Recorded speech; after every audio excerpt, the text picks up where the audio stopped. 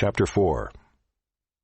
Again I saw all the oppressions that are done under the sun, and behold the tears of the oppressed, and they had no one to comfort them.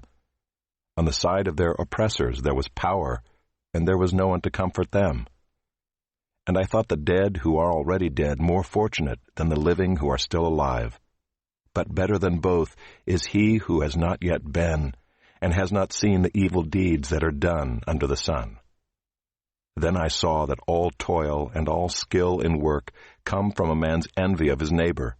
This also is vanity and a striving after wind. The fool folds his hands and eats his own flesh.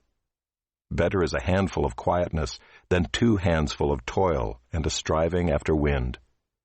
Again I saw vanity under the sun.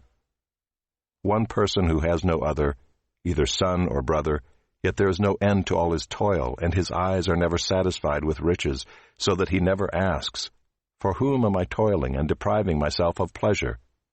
This also is vanity and an unhappy business. 2 are better than 1, because they have a good reward for their toil. For if they fall, one will lift up his fellow. But woe to him who is alone when he falls and has not another to lift him up. Again, if 2 lie together, they keep warm. But how can one keep warm alone? And though a man might prevail against one who is alone, 2 will withstand him. A 3-fold cord is not quickly broken. Better was a poor and wise youth than an old and foolish king who no longer knew how to take advice. For he went from prison to the throne, though in his own kingdom he had been born poor. I saw all the living who move about under the sun, along with that youth who was to stand in the king's place. There was no end of all the people, all of whom he led.